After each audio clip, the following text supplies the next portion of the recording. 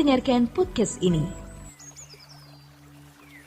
Menemukan pengetahuan tentang Tuhan dengan menemukan Tuhan itu beda.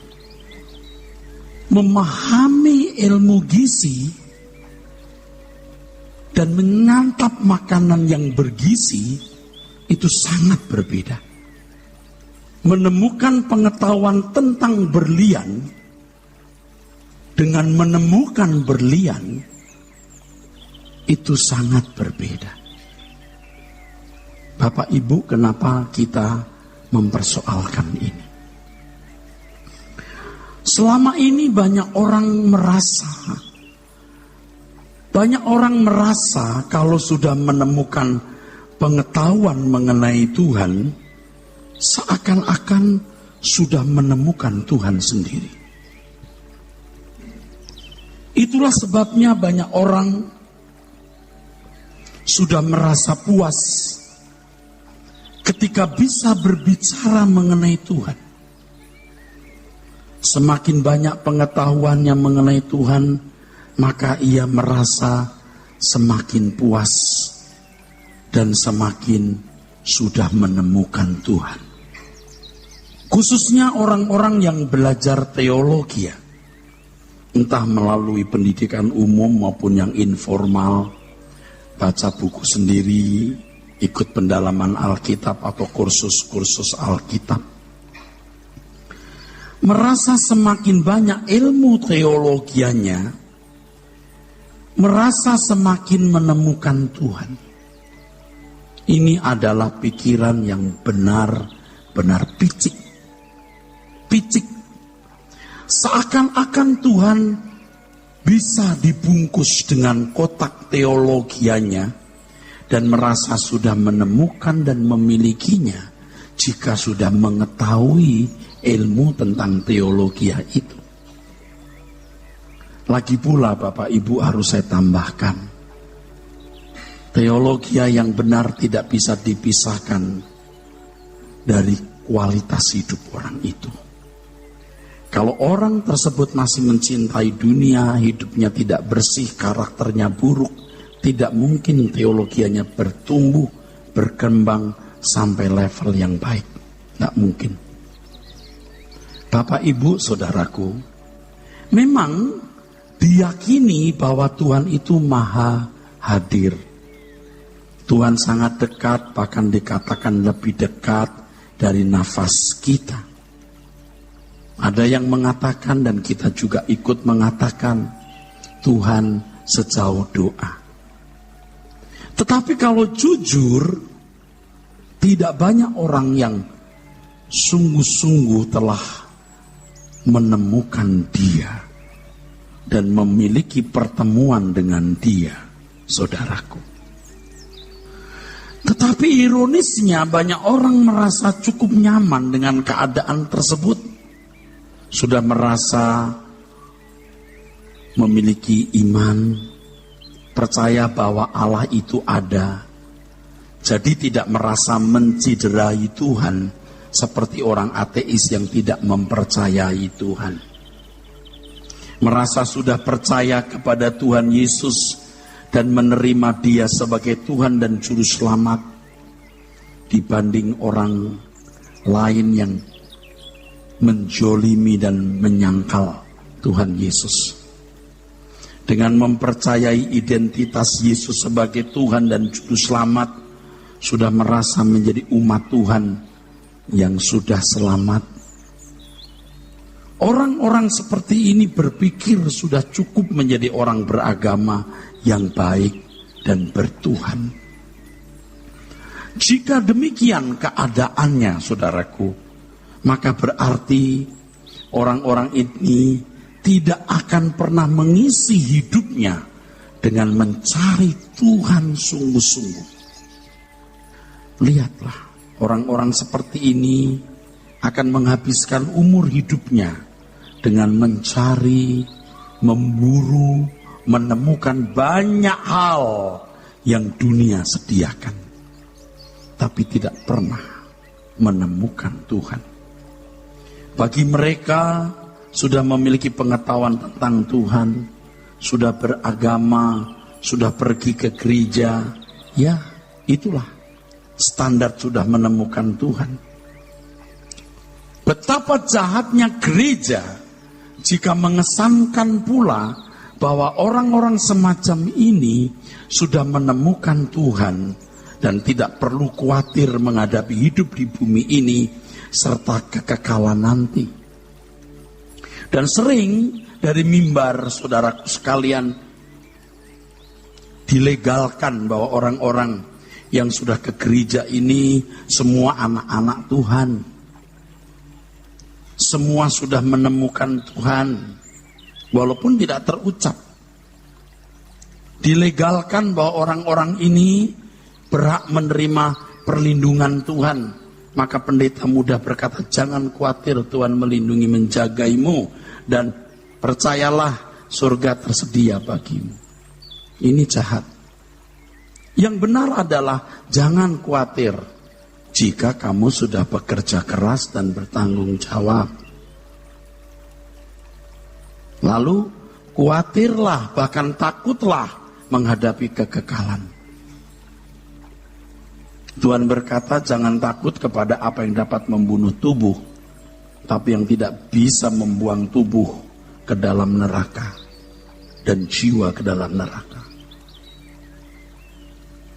Mestinya bertanggung jawablah, bekerja keras, maka kamu baru boleh tidak khawatir menghadapi hidup ini. Tapi kalau kamu tidak bertanggung jawab dalam hidup, kamu malas, kamu tidak bekerja keras, mampuslah kamu. Artinya pasti kamu tidak diberkati. Matilah kamu kalau begitu. Mati panganmu, mati usahamu, mati bakatmu, mati karirmu. Jangan mudah mengatakan kamu jangan khawatir.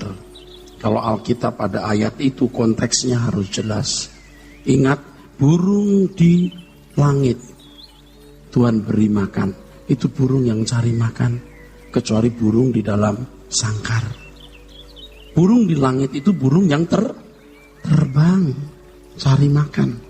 Bunga di padang didandani, itu bunga bukan bunga plastik. Bunga di padang itu bunga yang menyerap makanan tiada henti, bekerja siang malam. Amin. Amin saudara. Nah, soal kekekalan, takutlah. Ujilah dirimu. Apakah Kristus diam di dalam kamu? Memang banyak orang-orang Kristen yang di gereja ini atau di gereja mana-mana itu bukan orang jahat.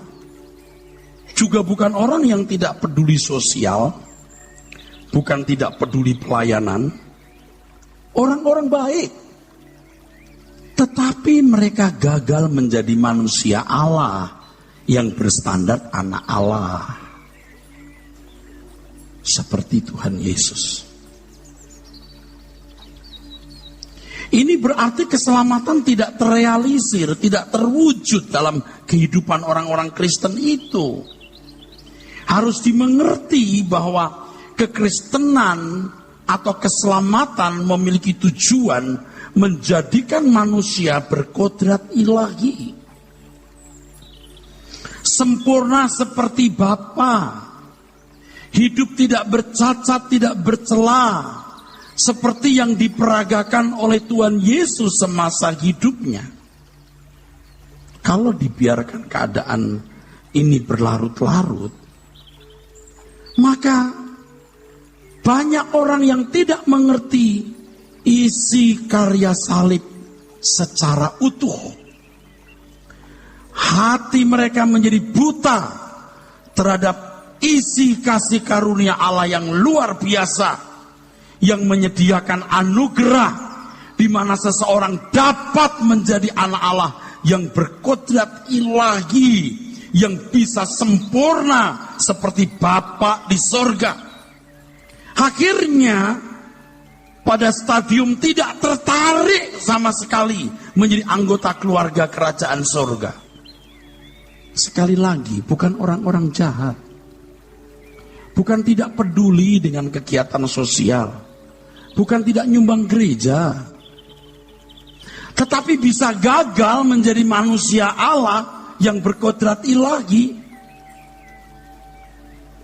Dengan kualitas hidup seperti ini, yang pas-pasan ini, lalu merasa dilayakkan masuk rumah Bapa,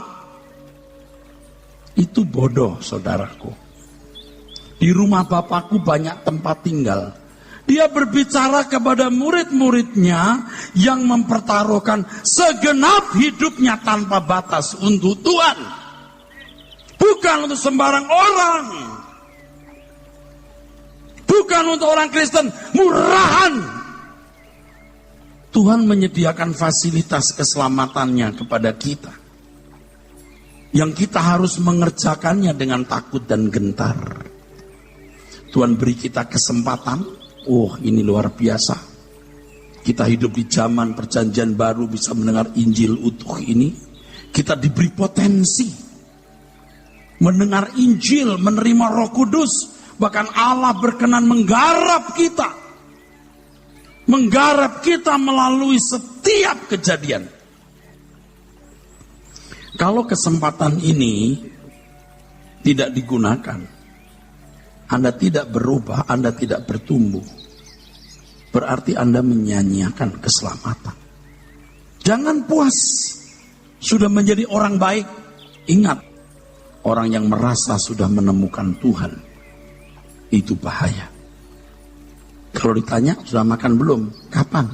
10 tahun yang lalu sudah, 5 tahun yang lalu sudah, 3 tahun yang lalu sudah, 3 bulan yang lalu sudah, 3 hari yang lalu sudah, hari ini belum. Siang ini belum. Sudah menemukan Tuhan belum? Kita bisa menjawab, belum sepantasnya, belum cukup. Ibrani 2 ayat 1-3. Menyia-nyiakan keselamatan berarti kehilangan keselamatan itu. Kita adalah orang-orang yang dalam Roma pasal 8 dikatakan memiliki karunia sulung roh. Tidak semua orang memiliki karunia ini, saudaraku. Ibrani 12 ayat 16-17 mengatakan, jangan menukar hak kesulunganmu ini dengan semangkok makanan. Jangan ada yang punya nafsu yang rendah. Cabul, ini bukan cabul seks. Kalau Anda tertarik dunia, lebih dari tertarik menjadi anak Allah yang berkodrat ilahi, saudara bernafsu rendah seperti Esau. Keagungan sebagai anak-anak Allah sering digantikan dengan kewajaran hidup seperti anak-anak dunia yang tidak memiliki kasih karunia di dalam Tuhan Yesus. Dan saya beritahu, hal itu memuaskan kuasa kegelapan. Hal itu memuaskan kuasa kegelapan, sebab kuasa kegelapan bisa memarkir saudara jadi orang baik dan puas di situ, tapi tidak bertumbuh menjadi sempurna seperti Bapa. Gagal menjadi sempurna seperti Bapa sudah cukup menggagalkan maksud keselamatan itu diberikan. Dan hal ini, saudaraku sekalian, mengecewakan Tuhan. Itu mengecewakan Tuhan. Kematiannya di kayu salib bukan hanya membuat saudara menjadi baik dan terhindar dari neraka, tetapi kematian di kayu salib supaya saudara menjadi anak-anak Allah yang berkodrat ilahi, yang sempurna dan layak menjadi anak-anak Allah, anggota keluarga kerajaan surga. Camkan ini. Jangan membuat korban Tuhan Yesus sia-sia. Karena kita punya fokus kepada yang lain lebih dari fokus ini. Studi, kuliah, karir, kerja, bisnis harus segiat-giatnya. Tetapi semua itu harus merupakan perangkat dukungan untuk sebuah proses perjalanan hidup menjadi manusia Allah. Bukan tujuan, itu sarana. Saudaraku, maksud Tuhan agar kita menemukan Dia adalah yang pertama, agar kita meneladani pribadinya. Meneladani pribadinya, saudaraku. Kalau kita membaca Alkitab, kita tahu kita harus rendah hati, harus lemah lembut, kita harus punya ketegasan terhadap dosa, beban yang tulus terhadap sesama, dan lain sebagainya.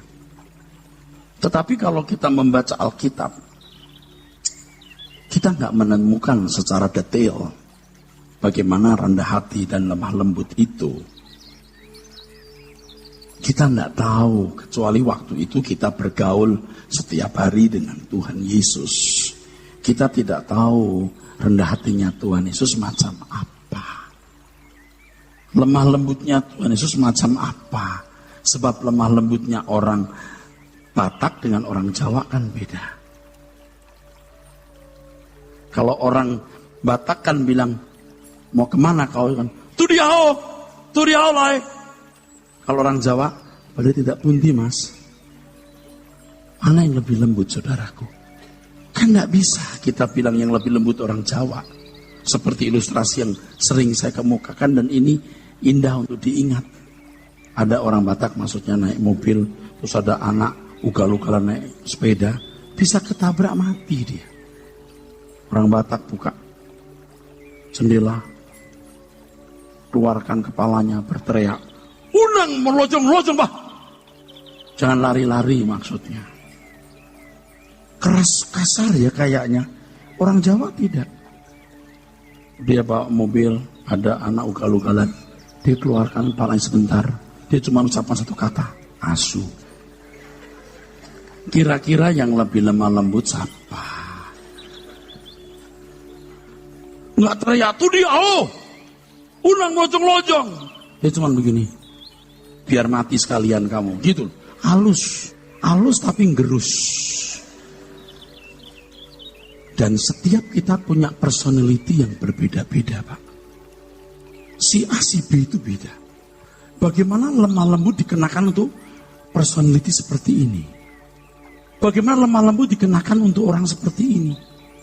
Di sini masing-masing individu harus ketemu Tuhan.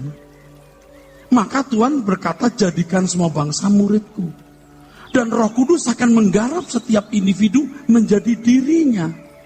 Dan ini kekayaan Tuhan dengan anak-anak yang bermacam-macam ini, tapi bisa memiliki basic karakter seperti Tuhan Yesus. Walaupun ekspresinya beda-beda. Oleh sebab itu harus berjumpa. Harus bertemu. Tidak bisa tidak. Kalau cuma di mimbar berkata, saudaraku kita harus lemah lembut, itu abstrak. Kita harus lemah lembut saudaraku, jangan kasar. Macam apa kasar itu? Bagaimana lemah lembut itu? Abstrak. Saudaraku kita harus rendah hati, jangan sombong. Macam apa rendah hati itu? Masing-masing kita punya ekspresi yang berbeda. Itulah sebabnya kita harus bersentuhan dengan Tuhan, baru kita bisa meneladani pribadinya sesuai dengan personality kita masing-masing. Di dalam proses peneladanan ini, di situ ada proses impartasi. Anda bergaul dengan siapa, maka Anda akan terpengaruhi oleh orang itu. Allah berkenan diam di dalam diri kita melalui Roh-Nya. Allah Tuhan kita berkenan memuridkan kita, bekerja dalam segala sesuatu, berjalan bersama dengan kita. Allah mau mengimpartasi. Jadi dari pertemuan itulah Bapak bisa mengimpartasi pikiran dan perasaannya. Bapak bisa mengimpartasi kodrat ilahinya. Jadi Allah jangan dibayangkan sejumlah angka. juga bukan sekedar sekumpulan doktrin, tetapi pribadi yang hidup, pribadi yang hadir, pribadi yang nyata dalam kehidupan ini. Untuk itu kita harus menemukan dia dan memiliki pertemuan terus-menerus dengan dia. Kita bersyukur, saudaraku, memiliki Tuhan yang berkenan menjadi Bapa yang mendidik kita. Kalau ketertarikan kita kepada dunia atau kepada apapun lebih dari ini, mutiara tidak patut untuk babi dan barang yang kudus, bukan untuk anjing. Ingat, menemukan Tuhan dalam perjumpaan setiap hari dengan Tuhan itu akan melahirkan sikap hormat kita kepada Tuhan. Sikap hormat yang pantas atau patut. Sikap hormat yang pantas dan patut. Dulu zaman Orde Baru, kalau kita menyebut Bapak Presiden Soeharto, apalagi kalau sudah di publik depan umum menggunakan kata Bapak Presiden, Bapak Presiden, Bapak Presiden. Santun, orang Timur mesti mengerti santun. Tetapi setelah zaman Orde Baru, zaman reformasi katanya, entah apanya yang direformasi, menyebut Bapak Presiden kok SBY. Kurang ajar. SBY, Jokowi, mbahmu apa? Yang terhormat presiden kita loh. Kita nyebutnya enggak boleh begitu. Saya menganjurkan orang-orang Kristen jangan membiasakan itu. Biasakan Bapak Susilo, Bapak SBY boleh. Menyingkat nama aja nggak boleh sembarangan loh. Zaman dulu, SHT, siapa itu? Soeharto, nggak ada hormatnya. Emang Soeharto tukang kerupuk? Boleh kamu sebut ini presiden loh. Kalau SHT tukang kerupuk boleh. Nah, nama Soeharto juga banyak soalnya. Kalau untuk Bapak Presiden harus Bapak Presiden. Zaman Pak Karno yang mulia, yang mulia. Di luar negeri Mr. Obama, sebutan yang mulia untuk presiden. Ini SBY. Maaf ya, ini kan nyontohin. Jokowi. Wah, kurang ajar itu. Bapak Jokowi. Ahok. Bapak Ahok. Kenapa? Jarang loh ada pemimpin seberani Pak Ahok. Ya kita selama ini di Jakarta ya kita tahu bahwa beliau memang betul-betul berusaha merubah Jakarta jadi ibu kota yang baik. Ngomongnya memang ceplas-ceplos, saudaraku. Nggak ada cara lain barangkali untuk membuat orang sadar, saudaraku. Saya bukan tim kampanyenya beliau loh, saya nggak ada urusan apa-apa. Cuman lihat sosok yang sebegitu giginya membela kepentingan bangsa, itu kita mesti bela, saudaraku. Jangan sembarangan panggil nama Ahok, SBY, Jokowi. Mbahmu apa? Yang mulia Bapak Presiden, yang mulia Bapak Gubernur. Waduh, kurang ajar kan? Coba misalnya, saudara sebut nama Bapak Presiden sembarangan, begitu muncul langsung gini, percaya nggak? Coba berani panggil SBY, muncul Bapak Susilo. Jangan begitu. Beliau ada di tengah kita maupun tidak, panggil Bapak Susilo, Bapak Jokowi, gitu loh. Kalau ketemu langsung, biarpun penampilan beliau itu sederhana, Pak Jokowi kan sederhana, digulung-gulung, bajunya putih melulu, itu yang saya lihat. Karena beliau presiden dengan membawa seluruh kewibawaan negara ini, gemetar, saudara. Ya enggak? Itu baru ketemu Bapak Jokowi. Kalau ketemu Tuhan, saya mau tanya, apa nggak lebih gemetar, saudara? Ya iyalah. Tapi karena nggak pernah ketemu, nggak gemetar. Kamu percaya Allah itu ada, setan-setan pun percaya dan gemetar. Setan-setan di situ sebenarnya teks aslinya bukan setan, salah. Kalau setan terjemahnya setan atau diabolos, tapi daimonia. Nggak tahu kenapa ya terjemahan kita kok nggak pas, saudaraku. Seperti firman Tuhan yang mengatakan, bukan kami sudah mengusir setan demi namamu. Bukan setan, daimonia itu roh-roh jahat. Setan tuh nggak gemetar. Dia berani dengan Tuhan Yesus. Dia berani, kalau kau sembah aku, kalau kamu mau sembah aku, kuberikan dunia padamu. Kurang ajar dong. Itu namanya setan, diabolos, selalu tunggal. Itulah si Lucifer. Sedangkan daimonia itu jamak. Yang ketika Tuhan digadara, gemeter-gemeter, tau gak? Nah itu roh-roh jahat. Nah orang sering salah mengerti. Sampai sekarang juga. Oh banyak setan loh. Setan gak banyak, setan satu. Itu dari bahasa Ibrani. Sintet nun. Dalam teks aslinya sintet nun.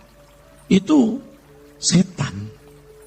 Itu bahasa Ibrani. Tuhan Yesus kalau ketemu setan, kalau ketemu oknum ini, dia gak menyebut diabolos. Dia menyebutnya setan. Setan. Menyebutnya setan.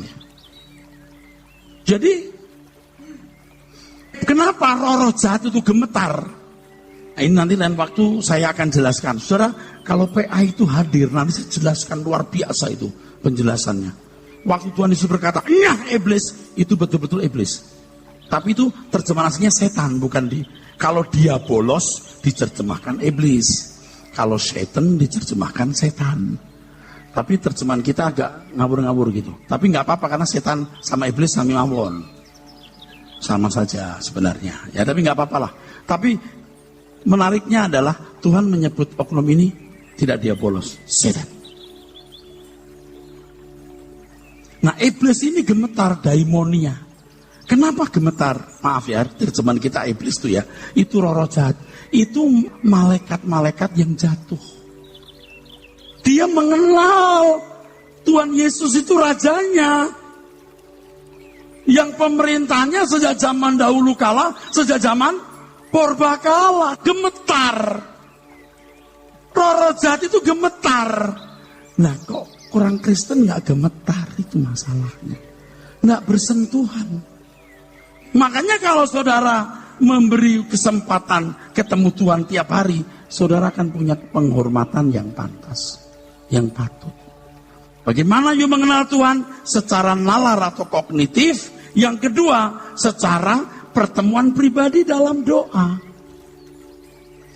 Saudaraku sekalian, kenapa kita harus menemukan Tuhan? Yang pertama ini, meneladani hidupnya dan menerima impartasi. Yang kedua, sikap hormat secara pantas. Jangan sembarangan. Apalagi jangan bercanda, namanya profanasi. Menggunakan nama Tuhan dengan sia-sia. Dulu saudara saya diajak ketemu beberapa pengusaha. Akhirnya 2 kali pertemuan, setelah itu saya tidak mau ketemu. Saya menghindari pertemuan para pengusaha ini. Kenapa? Pertama bertemu, kedua ketemu, ketiga atau hanya 2-3 kali saya lupa. Bercanda-canda pakai nama Tuhan. Woi, emang orang-orang kaya itu. Oh, kaya sekali. Kurang ajar. Saya itu kepahitan sama orang kaya itu berkali-kali. Kurang ajar. Orang kaya itu sering mau mengatur kita. Satu. Kalau ngaturnya baik, tidak masalah. Kayak dia itu punya duit bisa ngatur kita. Tidak boleh gitu. Yang kedua, rasa dia itu lebih tinggi dari Tuhan. Ini kayak begitu, ngeledek-ledek. Wah, bercanda pakai nama Tuhan Yesus. Ini gue ketok loh lama-lama. Kurang ngajar dia. Tapi saya nggak bisa ngetok dia kan. Biar malaikat aja yang ketok dia. Tapi saya harapkan dia bertobat. Jangan sembarangan. Pakai nama Tuhan jangan sembarangan.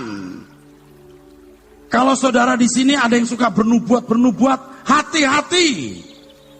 Jangan dikit-dikit Tuhan Yesus berbicara. Apa? Dulu itu pernah itu lagi kebaktian, ada yang berteriak, bahasa roh, woi dengarkanlah, gitu.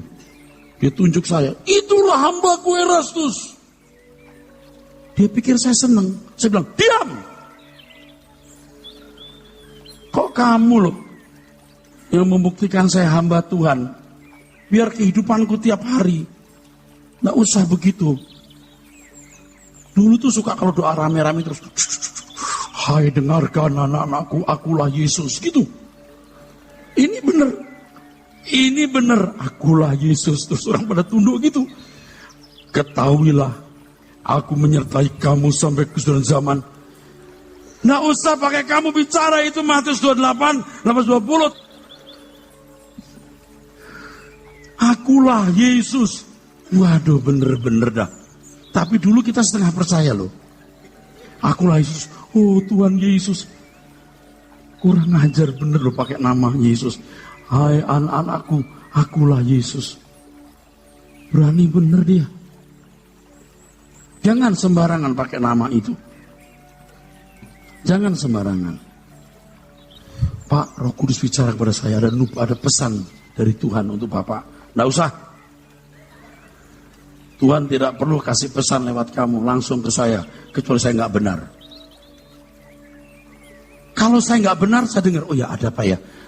Barangkali aku sudah seperti Imam Eli itu loh, yang nggak patut mendengar suara Tuhan.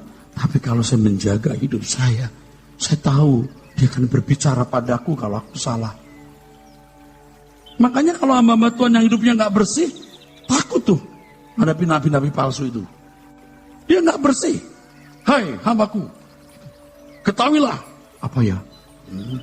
Kalau saya, hai hambaku, gua ketok lo. Aku hambamu apa? Nggak usah ya. Jangan sebut nama Tuhan sembarangan. Maaf ya, tidak sedikit pendeta yang kalau pakai nama Tuhan benar-benar berani. Saya kagum loh sama nekatnya loh. Kagum, berani banget nih orang. Apa benar sih Tuhan bicara begitu? Kayaknya enggak loh. Tuhan tuh cerdas. Sedangkan Tuhan yang katanya Tuhan yang ngomong ini Tuhan yang bodoh nih. Tuhan yang bodoh nih. Misalnya begini. Hai anakku, hai hambaku, rayakan Natal besar-besaran. Kira-kira percaya nggak saudara? Ayo, kira-kira percaya nggak saudara? Tuhan seneng nggak itu kira-kira? Nggak mungkin. Tapi ini saya bukan mau mencela ya. Kalau menurut saya nggak mungkin. Tuhan kita nggak suka loh dirayakan macam begitu. Batinnya yang benar. Hei anakku, rayakan Natal besar-besaran. Sembelih sapi 300 ekor. Misalnya. Nggak mungkin. Yang ada adalah rayakan Natal dengan kesederhanaan. Jangan buang biaya dan waktu sia-sia. Sampaikan firman yang bagus. Yang penting diubahkan. Bapak Ibu, sering Tuhan menyatakan diri kepada anak-anaknya melalui pertolongannya. Menyatakan kehadirannya melalui pertolongannya. Menyatakan diri dalam kehadirannya di tengah-tengah kesulitan hidup yang kita hadapi. Tahukah saudara, itu panggilan, dekatlah padaku. Ayo. Tapi banyak orang Kristen puas sampai ditolong Tuhan. Punya kisah, punya cerita, Tuhan menolong. Dan tidak berkelanjutan untuk mendekat dan melekat pada Tuhan. Ia hanya mau mengenal kuasanya, tapi tidak mengenal pribadinya. Lebih konyol lagi kalau gereja kemudian mengajarkan yang salah lagi. Kalau Tuhan menolong kita, Tuhan mau menunjukkan panggilannya, aku hadir loh, aku ada loh. Nih kalau bukan aku, kamu gak ketolong. Amin. Karena aku sayang kamu, aku tunjukkan pertolonganmu. Supaya kau membuktikan kehadiranku. Supaya kau membuktikan eksisku. Tapi setelah itu ayo sini dong. Lebih banyak orang Kristen cuma ditolong, senang. Ya memang jadi orang Kristen baik. Setelah itu rajin ke gereja sih. Tapi tidak mendekat kepada Tuhan. Orang mau kuasanya tapi tidak menikmati pribadinya. Konyol enggak? Lebih konyol lagi gereja. Ngajarin begitu, saudaraku sekalian. Kuasa Tuhan ada di sini. Mujizatnya masih ada. Saudara akan dipulihkan. Jabatanmu akan dinaikkan. Ada promosi. Dan maksudnya itu apa? Ya kalau saudara kerja keras rajin juga akan dipromosikan Tuhan, betul nggak? Dari wakil kepala gudang jadi kepala gudang. Tapi kalau watakmu jelek, jadi kepala gudang, jadi nyolong, kira-kira gimana? Kasihan perusahaan itu. Ini saya bukan mau melukai siapapun lo mengatakan ini, karena nggak ada contoh lain yang muncul, jadi ini yang saya munculkan. Saya sih nggak siap-siap cerita begini sebenarnya, tapi nggak ada contoh lain. Jadi kalau yang tersinggung ya, berarti silahkan kamu lah ya berarti orangnya. Bukan mau mencela orang, kita mesti cerdas dong. Jangan begitu dong. Kalau saudara sungguh-sungguh mengenal Tuhan, Anda nggak usah minta tolong Tuhan. Tuhan pasti tolong. Hidupmu ini kan milik Tuhan. Usahamu, pabrikmu, kantormu, tokomu, itu kan milik Tuhan. Yang dipercayakan kepadamu. Pasti Tuhan berkati kalau saudara bisa dipercayai mengelolanya dengan baik. Nah, orang-orang yang menemukan Tuhan itu bisa ciri. Yang pertama, kesucian hidup seseorang atau kualitas moral seseorang menentukan seberapa dia menemukan Tuhan. Kesucianmu, kesucianku, moralitas kita menunjukkan menjadi ukuran seberapa kita menemukan Tuhan. Yang kedua, keterikatanmu dengan dunia, terikat atau terlepas, menunjukkan seberapa engkau menemukan Tuhan. Semakin saudara menemukan Tuhan, semakin kita menemukan Tuhan, saudara tahu, dunia makin tidak indah di mata kita. Tapi jangan saudara lalu nggak bekerja keras. 3. Seberapa saudara menghormati Tuhan, itu ukuran seberapa engkau menemukan Tuhan.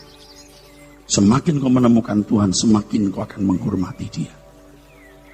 4. Kalau yang ketiga tadi nggak kelihatan tuh Pak, karena hormat di batin. Yang keempat akan lebih kelihatan. Mau dengar? Seberapa saudara membela Tuhan, sepanjang itu engkau menemukan Dia. Semakin Anda menemukan Tuhan, semakin Anda berani membela Dia tanpa batas. Bapak Ibu saudaraku sekalian, kita bisa menguji diri kita itu saudaraku sekalian. Apakah saudara punya ciri-ciri ini dalam hidup saudara atau tidak? Jadi bodoh sekali kalau orang merasa sudah menemukan Tuhan karena punya pengetahuan tentang Tuhan. Anda tahu teolog-teolog, orang-orang yang pintar khotbah, apakah bersih hidupnya? Tidak menjamin. Saya sudah di tengah-tengah mereka. Dan orang yang paling saya amati adalah diri saya sendiri. Karakter saya belum tentu lebih baik dari saudara. Karakter saya lebih buruk, moral saya bisa lebih rendah dari saudara. Teologi yang saya pahami, kecerdasan teologi yang saya pelajari tidak membuat saya lebih suci. Sampai ketika saya bertumbuh dan saya serius untuk menemukan Tuhan, saya berubah terus.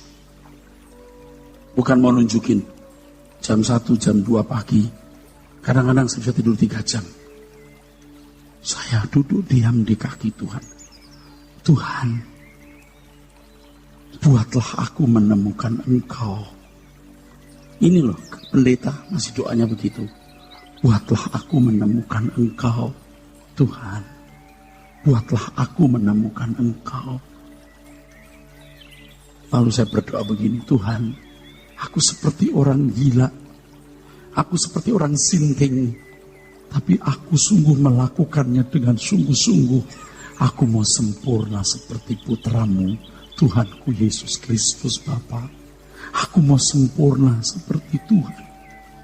Jadi seperti ayam yang mau jadi Raja Wali. Sinting kan? Tapi jangan lupa, si ayam sudah mendapatkan benih Raja Wali. Jadi jangan berpikir seperti ayam, berpikirlah seperti Raja Wali. Kalau melihat hidupku, moral rendahku, karakterku yang buruk, aku tidak pernah jadi baik. Tapi dia memberikan kasih karunia, kesempatan dan potensi untuk bisa mengenakan kodrat ilahi. Jadi aku harus berpikir seperti Raja Wali dan belajar. Aku bisa terbang. Dulu, kalau saya menjelaskan ayat Alkitab yang mengatakan siapa yang ada dalam Tuhan Yesus, maka ia tidak akan berbuat dosa lagi. Oh, saya ngomongnya membela sana sini. Oh, ini pakai present aktif indikatif. Maksudnya ayat ini adalah tidak terus menerus, tapi sekali-kali bisa. Tapi sekarang saya tahu. Dan saya yakin makin optimis. Kita bisa hidup tidak bercacat, tidak bercela. Kita bisa sempurna. Ketika kita belajar mulai melangkah pagi hari, kita jaga pikiran kita, kita jaga mulut kita jaga sikap kita makin optimis. Walaupun tidak mudah, saudaraku, tapi makin optimis. Kenapa kita tidak nekat? Kalau orang bisa nekat untuk banyak hal, kenapa kita tidak bisa nekat untuk hal ini? Saudara mau? Marilah. Gereja ini menjadi tempat di mana orang-orang punya komitmen untuk menjadi sempurna. Mungkin kita ditertawakan orang, biar orang malah mau cari salah kita. Coba salahnya di mana? Ya, aku juga manusia yang bisa salah, tapi aku tidak mau salah. Ke depan aku mau sempurna. Berjuanglah. Ada perubahan nanti. Terus perubahan yang pasti akan terbaca orang, saudaraku. Memang kita ayam. Kita orang-orang yang telah kehilangan kemuliaan Allah. Tapi kasih karunia-Nya memberikan benih ilahi. Kita bisa sempurna. Kita bisa sempurna. Kita bisa sempurna. Ruginya apa kalau kita optimis? Sombong banget. Siapa yang bisa bilang kita sombong atau rendah hati? Optimis kita bisa hidup tidak bercacat, tidak bercelah. Optimis kita bisa sempurna. Sempurna masing-masing kita memang beda. Tetapi di mata Tuhan kita berkenan dan menyenangkan hatinya. Pokoknya kita nekat. Kerjakan keselamatanmu dengan takut dan gentar. Katergesiste. Artinya finish it. Selesaikan itu. Dan Allah akan mengerjakan dalam diri kamu. Allah akan berikan energi, energio. Dua kata kerjakan itu beda, saudaraku. Luar biasa. Saya berharap saudara belajar tiada henti. Nah, saya teruskan.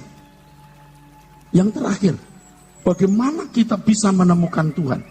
Ada dua langkah yang akan memberi celah besar. Dan ini tidak bisa dibayar cash. Sorry, ini tidak bisa dibayar cash. Bukan sorry ya, Anda karena nggak bisa. Satu, tidak mencintai dunia. Anda nggak bisa cash. Itu tahap demi tahap. Yang kedua, kesucian hidup. Jadi seiring dengan tidak mencintai dunia, seiring dengan perjalanan kesucian hidup kita, seiring itu pula kita mencintai Tuhan, mencintai kesucian, dan mencintai Tuhan lebih dari segala sesuatu. Amin.